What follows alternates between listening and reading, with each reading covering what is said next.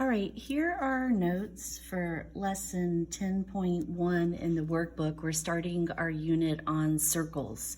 So get the definition of a circle down. It's a set of points. There's an infinite number of them that are in the same plane. So they would all have to be, say, on this piece of paper. There, if this is the center of the circle, and let's just say that it's 3 inches to the circle itself from the center, there's actually a point 3 inches up here above the circle and a point 3 inches out here on the diagonal that would form like a 3-dimensional shell. We would call it a hemisphere. So we have to restrict the circle to 2D space. It's 2-dimensional, it's flat, so it's in the same plane, and they're all the same. Every single point on this ring is the same distance away from that point, and that point's called the center of the circle, okay? So the center is the point that is equidistant from the actual circle. And you name the circle with that point. So if this was X, we would say this is circle X. The radius is a segment with endpoints. I'm going to underline that because I'm going to repeat that over and over again as we go down here, and we won't rewrite it. It's a segment with endpoints at the center and on the circle. There are an infinite number of them. So this is an example of a radius. I could draw one from the center to this point. I could draw one from the center to that point, and so on. There's an infinite number that I can draw.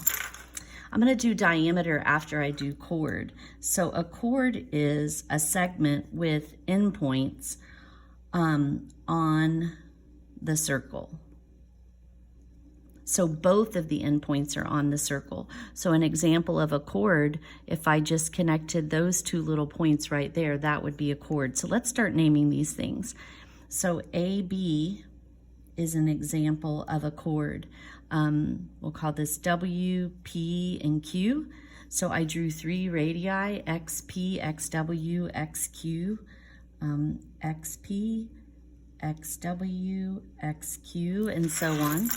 Okay, so a chord is just a segment that has both endpoints on the circle. So a diameter is a chord, so it's going to have both of its endpoints on the circle. A chord that passes through the center, passes through the center of the circle. So let's just go with PX. So PX is a radius because that passes through the center. All radii do. If we extend that and I draw another radius on this side, say from X to, we'll use R, haven't used R yet. XR is another radius. I better add that to the list.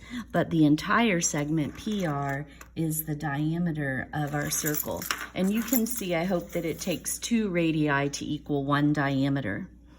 All right, secants and tangents, these are both lines. And we'll study these later in section 10. We won't look at them today. But a tangent is a line that intersects the circle in exactly 1 point. So it just brushes the edge of the circle. So if I had a point there and I had a line that did that and it hit, let's call that point S, and we'll call this point T out here. Line ST is a tangent. It's just brushing the edge of the circle. So ST, we'll put our double arrowheads over the top. Remember, that's how we denote a line. And a secant is a line that intersects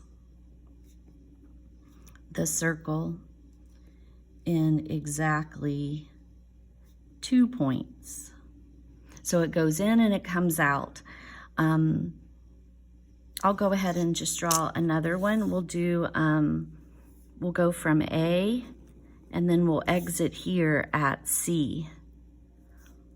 Okay, so I want you to understand the difference because that's a line. Line AC is a secant, but now I do also have another chord.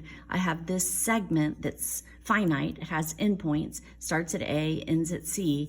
That segment can be added up here as an example of the chord in the circle. Okay, all right, congruent circles are simply two or more circles with equal radii. So if the radius has the same measure in two different circles, they're congruent. Similar circles, all we're going to say about that is all circles are similar. So I want you to just picture transformations that we've studied. So if I have this tiny little circle here and I have a bigger one over here, remember if there's a series of transformations that would let me move, say, the small one exactly on top of the large one, then they're similar. Well, you can always do that with a circle. In this case, looks like I'd only have to slide it right, but I could slide it over and up if I needed to. I could use a translation and slide it right, and the little one would be sitting there. And then there's always some number that you can multiply another number by to make the product equivalent. So no matter what this radius is, there's a scale factor I could multiply it by to obtain the larger radius. So it would be a translation followed by a dilation. Boom, they're going to be similar to one another. All right, concentric circles are two or more circles with the same center. Two or more circles with the same center. So I've already made one circle here. And if I were to get my compass, which I have packed away and I can't reach right this second, but if I were to put my stylus here and swing another circle, as long as the stylus was at that point, that circle is concentric with this one because they share the same center. I can't draw a circle very well. Those are concentric. So picture a bullseye or something like that. So the radii would be different. That radius, of course, is smaller than that radius, which is smaller than this radius, but they all share the same center. That makes them concentric. Okay, so we'll do some problems in the workbook together. But the main concept we'll be practicing in the workbook is we're going to go back to our equations for circumference, which we've already done, an area, which we've already done, and we're going to use the fact that two radii are equal to a single diameter. And we'll practice those together in class.